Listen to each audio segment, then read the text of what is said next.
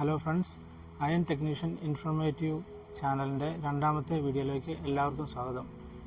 ഇന്ന് ഞാൻ എക്സ്പ്ലെയിൻ ചെയ്യാൻ പോകുന്നത് ബാറ്ററി മെയിൻ്റനൻസിനെ കുറിച്ചാണ്. ഒരു വാഹനത്തിൻ്റെ ബാറ്ററി എങ്ങനെ മെയിൻ്റനൻസ് ചെയ്യാം, പ്രോപ്പറായിട്ട് എങ്ങനെ റീപ്ലേസ് ചെയ്യണം, എത്ര കിലോമീറ്റർ റീപ്ലേസ് ചെയ്യണം, അതിൻ്റെ വാറണ്ടി പീരീഡൊക്കെ എങ്ങനെയൊക്കെയാണ്, അതിൻ്റെ റിപ്പയർ എങ്ങനെയാണ്, അതിൻ്റെ ഒരു മെയിൻ്റനൻസ് എങ്ങനെയാണ്, ബാറ്ററി വാട്ടർ, അതേപോലെ രണ്ട് ടൈപ്പ് ബാറ്ററികളുണ്ട്. മെയിൻ്റനൻസ് ഫ്രീ ബാറ്ററി, അതുപോലെ നമ്മൾ റിപ്പയർ ചെയ്യാൻ പറ്റുന്ന ബാറ്ററി ആസിഡ് നമുക്ക് ചെക്ക് ചെയ്യാൻ പറ്റുന്ന ബാറ്ററികൾ.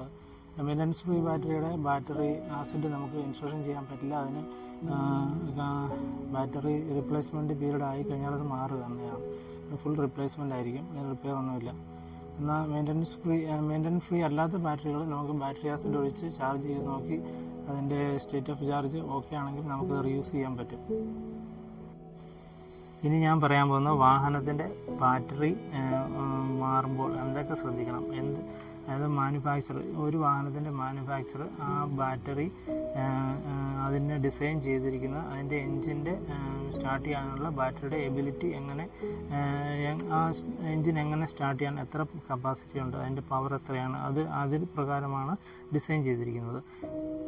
അതായത് ഇപ്പം ഞാൻ ഉദാഹരണത്തിന് പറയുകയാണെങ്കിൽ, ഇത് 4 സിലിണ്ടർ ടർബോ എഞ്ചിനാണ്. ഈ 4 സിലിണ്ടർ ടർബോ എഞ്ചിൻ സ്റ്റാർട്ട് ചെയ്യാൻ വേണ്ടി ഇത്ര പവറുള്ള, ഇത്ര കപ്പാസിറ്റി ഉള്ള ബാറ്ററി, ഇത്ര കോൾഡ് ക്രാങ്കിങ് ആംപിയറേജ് ഉള്ള ബാറ്ററിയാണ് ആവശ്യമായിട്ടുള്ളത്. അപ്പോൾ ഇതിൽ ബാറ്ററിയിൽ ചില സ്പെസിഫിക്കേഷനുകൾ മാനുഫാക്ചർ കൊടുത്തിട്ടുണ്ട്. ഇവിടെ നിങ്ങൾക്ക് കാണാം, ഇവിടെ മുകളിൽ ബാറ്ററിയുടെ പാർട്ട് നമ്പറാണ് കൊടുത്തിരുന്നത് AGM 70L3ME. അത് അതിന് തൊട്ട് താഴെ ബാറ്ററി CCA കാണാം 720, റിസർവ് കപ്പാസിറ്റി 120, അതുപോലെ ആംപിയർ പെർ അവർ 70. അതുപോലെ ബാറ്ററിയുടെ സീരിയൽ നമ്പറും കൊടുത്തിട്ടുണ്ട്. അത് വാറണ്ടി കാർഡ്, ബാറ്ററി നമ്മൾ വാങ്ങുമ്പോൾ ഒരു വാറണ്ടി കാർഡ് നമുക്ക് ലഭിക്കും. ആ വാറണ്ടി കാർഡ് അതിലുള്ള നമ്പറാണ്, സീരിയൽ നമ്പറാണിത്. അത് ബാറ്ററി നമുക്ക് ഏതെങ്കിലും കാലത്ത് 1 ഇയർ അല്ല 2 ഇയറിന് മുന്നേ, അല്ല 1 ഇയറിൽ കംപ്ലൈൻറ്റ്, അതിന് മുന്നേ കംപ്ലൈൻറ്റ് ആവുകയാണെങ്കിൽ നമുക്ക് ഈ സീരിയൽ നമ്പർ പ്രകാരം ഒരു വാറണ്ടി കാർഡ് കമ്പനിയിൽ നിന്ന് നമുക്ക് തരുന്നതാണ്. ആ വാറണ്ടി കാർഡിൽ ഈ നമ്പർ നോക്കിയിട്ടാണ് നമ്മൾ ബാറ്ററി മാറുന്നത്. അതായത് ബാറ്ററി മാറുമ്പോൾ നമ്മുടെ സർവീസ് സെൻറ്ററിൽ നിന്ന് ബാറ്ററി ടെസ്റ്റ് റിപ്പോർട്ട് എടുക്കും. Test report bat cell replace എന്ന് കാണിച്ചാൽ മാത്രമേ അത് വാറണ്ടിയിൽ അത് അപ്രൂവൽ ആകത്തുള്ളൂ. ഇതിൽ ബാറ്ററിയുടെ പോസിറ്റീവ് പോസ്റ്റും നെഗറ്റീവ് പോസ്റ്റിംഗ് ആണ്. ഓരോ വാഹനത്തിനും അതിൻ്റെ ലൊക്കേഷൻ, ബാറ്ററിയുടെ പോസിറ്റീവ് നെഗറ്റീവ് പോസ്റ്റുകൾക്ക് പ്രത്യേക ലൊക്കേഷൻ ആയിരിക്കും. അതായത് ഇതെങ്ങനെയാണ് നമ്മൾ കറക്റ്റ് പാർട്ട് സെലക്ട് ചെയ്യാന്ന് വെച്ചാൽ, അതായത് വാഹനത്തിൻ്റെ ഡ്രൈവർ ഡോർ തുറക്കുമ്പോൾ നമുക്ക് കാണാൻ പറ്റും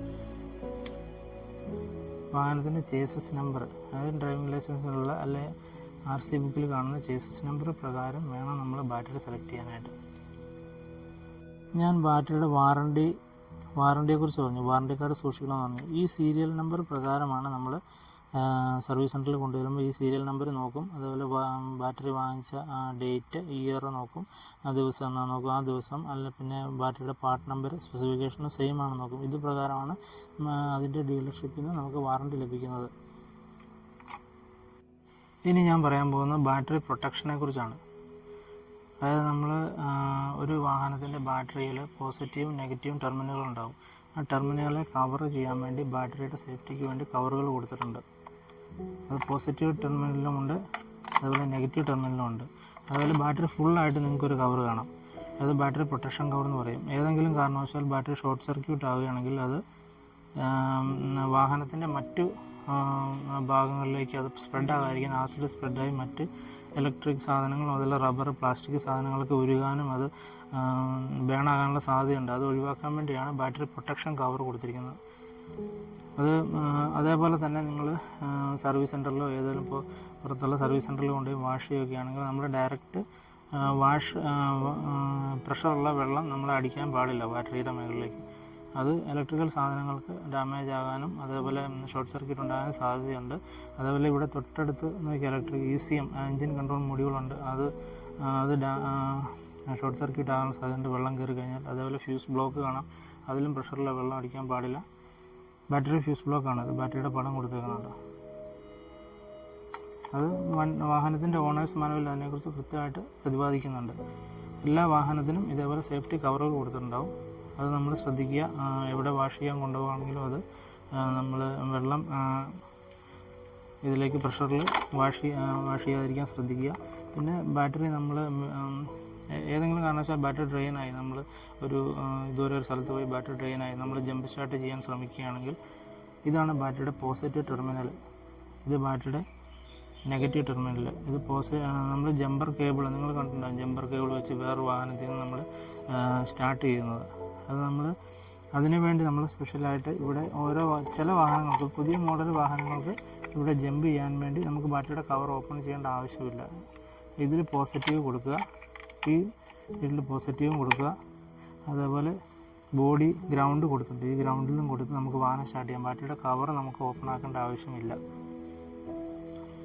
പിന്നെ പോസിറ്റീവും നെഗറ്റീവും ടെർമിനലുകൾ മാറി കൊടുക്കാതിരിക്കാൻ ശ്രദ്ധിക്കുക. അത് ഫയറിനുള്ള ഷോർട്ട് സർക്യൂട്ടിനും മറ്റ് വാഹനത്തിൻ്റെ മറ്റ് ഫ്യൂസ് സേഫ്റ്റി അതേപോലെ ഇലക്ട്രിക്കൽ സാധനങ്ങൾ ബേൺ ആകുന്നതിനും കാരണമാകും.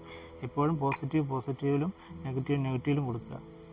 ബാറ്ററിയുടെ മെയിൻ്റനൻസിനെ കുറിച്ച് പറഞ്ഞു, ബാറ്ററിയുടെ സ്പെസിഫിക്കേഷനെ കുറിച്ച് പറഞ്ഞു, ബാറ്ററിയുടെ വാറണ്ടി ഇൻഫർമേഷൻ, വാറണ്ടിയിൽ എങ്ങനെ വാഹനത്തിൻ്റെ ബാറ്ററി റീപ്ലേസ് ചെയ്യാം, എന്തൊക്കെ കാര്യങ്ങൾ ശ്രദ്ധിക്കണമെന്ന് പറഞ്ഞു. എല്ലാവർക്കും എൻ്റെ വീഡിയോ ഉപകാരപ്രദമായെന്ന് വിചാരിക്കുന്നു. എല്ലാവരും സബ്സ്ക്രൈബ് ചെയ്യുക, വീഡിയോ ഫുള്ളായിട്ട് കാണുക, സബ്സ്ക്രൈബ് ചെയ്യുക, ബെൽ ബട്ടൺ എനേബിൾ ചെയ്യുക. അതേപോലെ എൻ്റെ പുതിയ വീഡിയോ വരുമ്പോൾ അതിൻ്റെ നോട്ടിഫിക്കേഷൻ നിങ്ങൾക്ക് ലഭിക്കുന്നതാണ്. അതുപോലെ വാഹനങ്ങൾ ഉപയോഗിക്കുന്ന നിങ്ങളുടെ ഫ്രണ്ട്സുണ്ട്, അവർക്ക് ഷെയർ ചെയ്യുക.